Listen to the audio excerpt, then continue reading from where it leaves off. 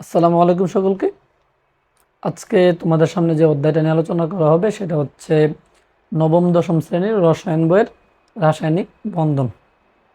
তো রাসায়নিক বন্ধন বোঝার আগে বা অধ্যায়টা বোঝার আগে তোমাকে যেটা বুঝতে হবে সেটা হচ্ছে ধাতু, অধাতু, ধাতুর ক্ষেত্রে যোজনী, অধাতুর ক্ষেত্রে যোজনী এবং কি যোজ্যতা ইলেকট্রন। পাশাপাশি বুঝতে হবে যে বিজোড় ইলেকট্রন সংখ্যাটা কি।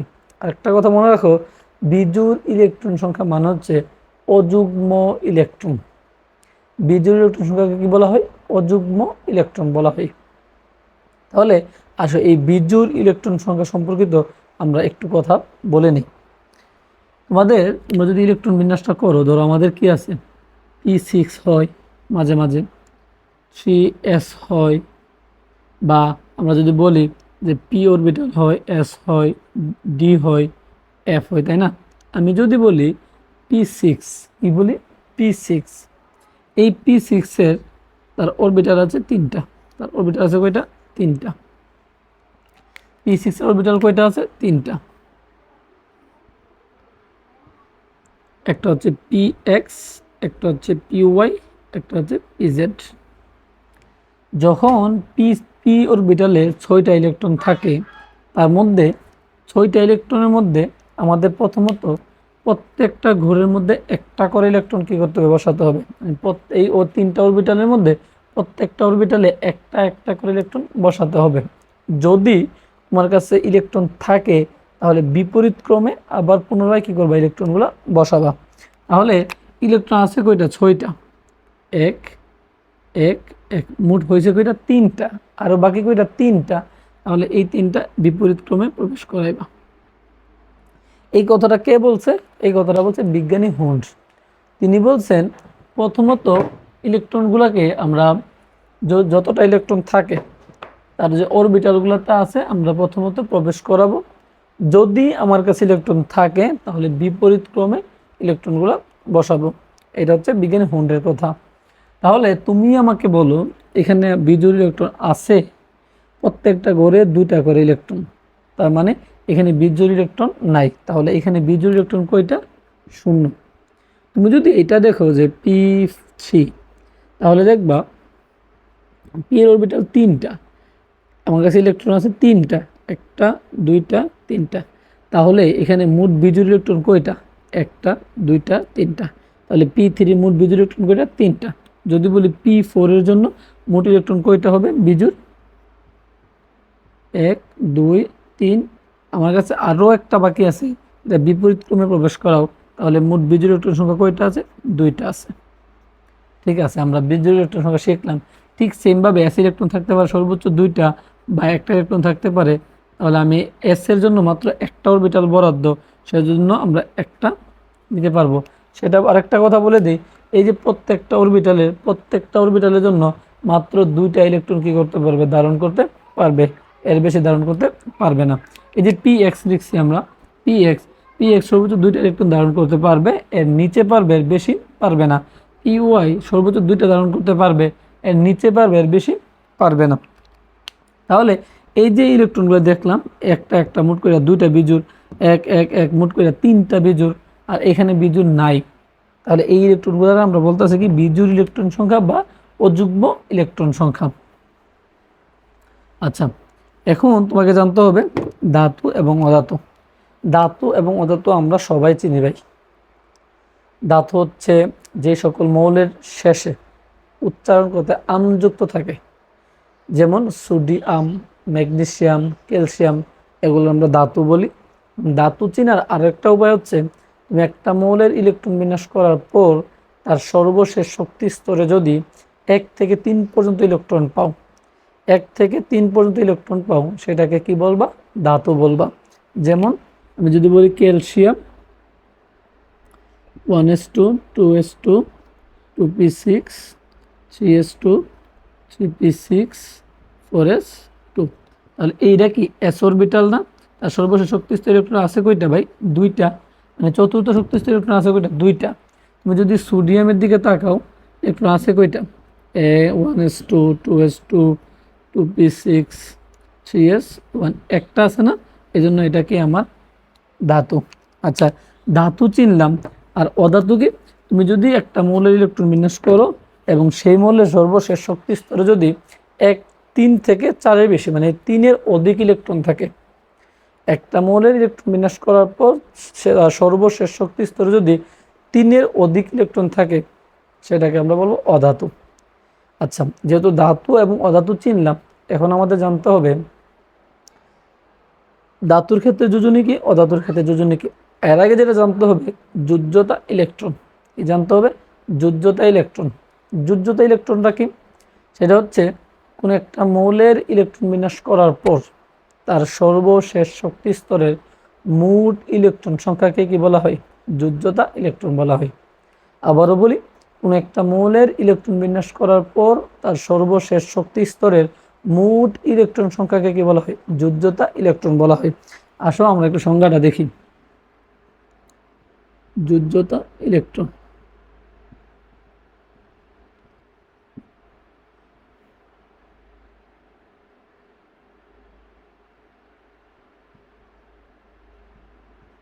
কি বলছি?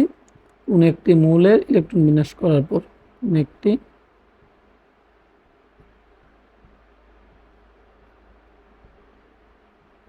মৌলের ইলেকট্রন বিন্যাস করার পর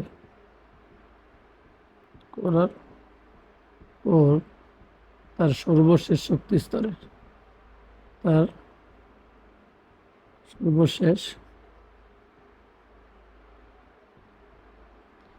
সর্বশেষ শক্তি স্তরের মোট ইলেকট্রন সংখ্যা মোট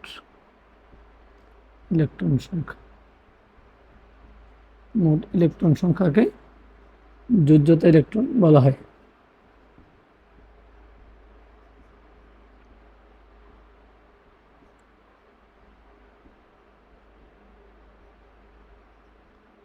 তাহলে আসো এটা নিয়ে একটু ব্যাখ্যা করি আমরা।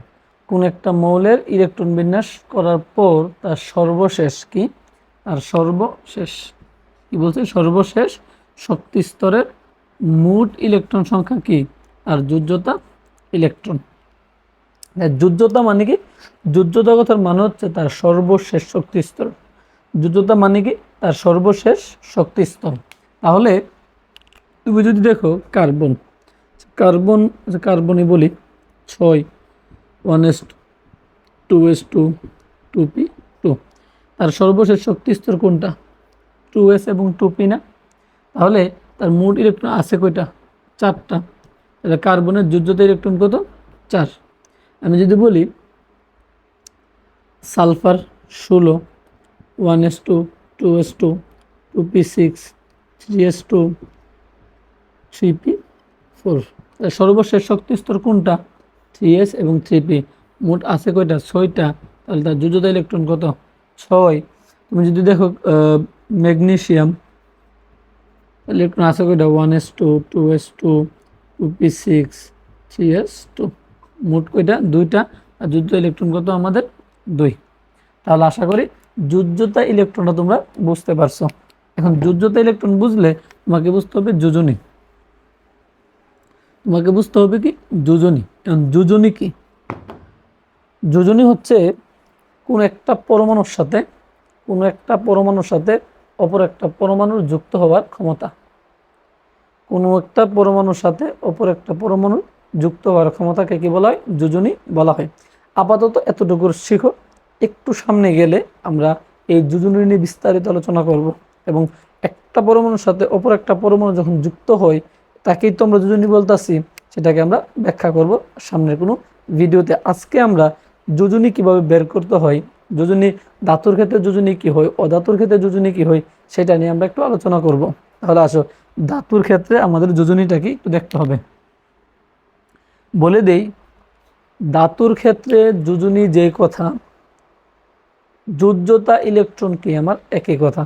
তাহলে যোজ্যতা ইলেকট্রনের যেই সংজ্ঞা আমি দিয়েছি তোমাদেরকে, ধাতুর ক্ষেত্রে কি সেম সংজ্ঞা। কি বলবা? কোন একটি মৌলের ইলেকট্রন বিন্যাস করার পর তার সর্বশেষ শক্তি স্তরের মোট ইলেকট্রন সংখ্যা হচ্ছে কি ধাতুর ক্ষেত্রে যোজনী। যদি প্রশ্ন আসে ধাতুর ক্ষেত্রে যোজনী কি, তাহলে বলবা কোন একটি মৌলের ইলেকট্রন বিন্যাস করার পর তার সর্বশেষ শক্তি স্তরের মোট ইলেকট্রন সংখ্যা কি ধাতুর ক্ষেত্রে যোজনী। ব্যাপারটা কেমন, ধরো বলছি calcium 20, 1s2 2s2 2p6 3s2 3p6 4s2।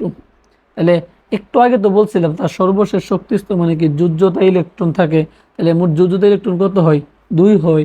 এখন কি পড়তাছি আমরা ধাতুর ক্ষেত্রে যোজনী পড়তাছি, তাহলে তার সর্বশেষ শক্তিস্তরে মোট ইলেকট্রন কয়টা 2টা, তাহলে তার যোজনী কত হবে, যোজনী কত হবে 2 হবে। তুমি যদি অ্যালুমিনিয়াম পড়ো একটু 13, 1s2 2s2 2p6 3s2 3p1, আর সর্বশেষ শক্তিস্তর আছে কয়টা মোট 3টা, তার যোজনী কত হবে 3 হবে।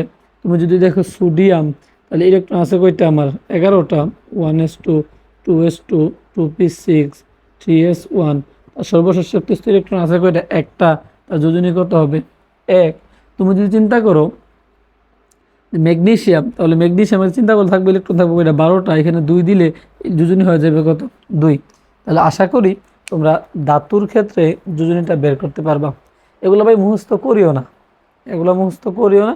একটা সময় দেখবা মানুষ মাত্রই ভুলি, আমরা সবাই বলি যে কোনো জিনিস আমরা শিখি হঠাৎ করে ভুলে যাই, আবার এটার জন্য আমরা রিভিশন করি, তখন এটা মাথায় চলে আসে। তাহলে আমি বলবো তোমরা সংজ্ঞাটা আগে শিখো, সংজ্ঞাটা থেকে এভাবে বের করার চেষ্টা করো।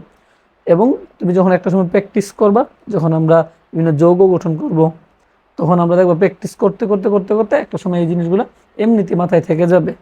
তবে আমি বলবো তুমি আগে কি করো, বুঝে বুঝে এগুলো বের করার চেষ্টা করো খাতায়। আচ্ছা, এখন আসা অধাতুর ক্ষেত্রে যোজনী। অধাতুর ক্ষেত্রে যোজনী সংজ্ঞাটা আগে আমরা একটু দিয়ে নিই, তারপর ব্যাখ্যা করি।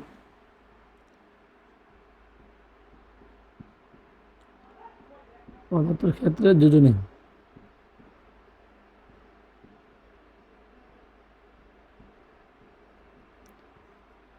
অধাতুর ক্ষেত্রে যোজনীটা কি, সেটা হচ্ছে কোন একটি মৌলের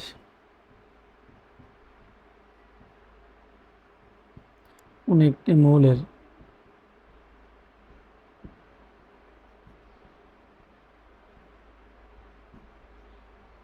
একটি মৌলের ইলেকট্রন বিন্যাস করার পর, মৌলের ইলেকট্রন বিন্যাস করার পর ইলেকট্রন বিন্যাস করার পর তার সর্বশেষ শক্তি স্তর, তার সর্বশেষ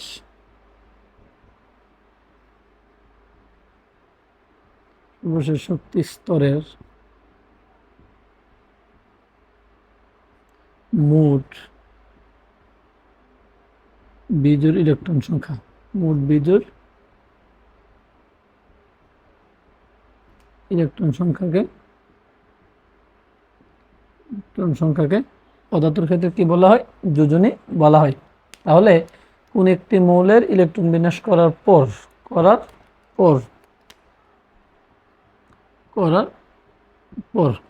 তার সর্বশেষ কি বলছে, সর্বশেষ শক্তি স্তরের মোট বিজোড় ইলেকট্রন সংখ্যা। তাহলে যদি প্রশ্ন হয় অধাতুর ক্ষেত্রে যোজনী কি, বলবা কোন একটা পরমাণুর বা কোন একটা মৌলের ইলেকট্রন বিন্যাস করার পর তার সর্বশেষ শক্তি স্তরের মোট বিজোড় ইলেকট্রন সংখ্যা হচ্ছে কি অধাতুর ক্ষেত্রে যোজনী। ব্যাপারটা কি, ধরো আমি লিখছি হচ্ছে sulphur 16, 1s2 2s2 2p6 3s2 3p4। এখন আমাকে বলছে যে মোট বিজোড় ইলেকট্রন সংখ্যা, মোট বিজোড় ইলেকট্রন সংখ্যা কীভাবে বের করি, এস এর জন্য অরবিটাল কয়টা দেখছিলাম একটা, এবং একটাই অরবিটাল ধারণ করতে পারে কয়টা 2টা, তাহলে এস অরবিটাল আছে কয়টা 2টা, তাহলে আমরা 2টা দিয়ে দিলাম।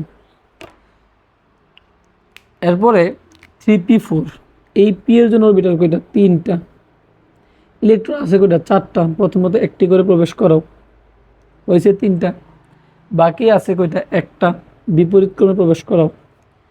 তাহলে মোট বিজোড় ইলেকট্রন সংখ্যা হয়েছে কয়টা 2টা, একটা এবং একটা, মোট কয়টা 2টা। তাহলে মোট বিজোড় ইলেকট্রন সংখ্যা কত 2, এবং সালফারের ক্ষেত্রে যোজনী কত আমাদের 2। এই যে জায়গার মধ্যে একটা প্রশ্ন করবা তোমরা অনেকেই যে ভাই সালফারের ক্ষেত্রে যোজনী তো 2 4 6 হয়। হ্যাঁ ভাই, এটা সত্যি যে 2 4 6 হয়। এইটা নিয়ে অন্য কোনো ভিডিওতে আমরা আলোচনা করব, বিস্তারিত আলোচনা করব। তার আগে আমরা এই আজকের এই ভিডিওতে যোজনী সম্পর্কিত কথাবার্তাগুলো একটু বোঝার চেষ্টা করি। আপাতত এটা বোঝার দরকার নেই, নেক্সট কোনো ভিডিওতে বুঝো। সালফারের যোজনী কত পাইছি ভাই আমরা? বিজোড় ইলেকট্রন সংখ্যা 2 বা অযুগ্ম ইলেকট্রন সংখ্যা 2, সেজন্য তার যোজনী কত হবে? 2। তুমি যদি অক্সিজেন চিন্তা করো, অক্সিজেন হচ্ছে 8, 1s2 2s2 2p4। এখানে এস এর অরবিটাল কয়টা? একটা। ইলেকট্রন থাকে কয়টা? 2টা। প্রথমত একটা তো প্রবেশ করে, আমার কাছে ইলেকট্রন আছে 2টা, এই জন্য আমরা 2টা ইলেকট্রন দিলাম। পি এর অরবিটাল 3টা, 4টা আছে, একটা একটা করে বসাও, হইল 3টা। বাকি আছে কয়টা? একটা। তার বিপরীত ক্রমে প্রবেশ করো। এখন মোট বিজোড় সংখ্যা হয়েছে কয়টা? 2টা। তার যোজনী কত আমাদের? 2। তুমি যদি একবার চিন্তা করো ক্লোরিন, ক্লোরিন চিন্তা করলে আমাদের কি দাঁড়াবে? Chlorine 17, 1s2 2s2 2p6 3s2 3p5। তাহলে এস এর জন্য কয়টা? একটা অরবিটাল 2টা এরকম থাকতে পারে।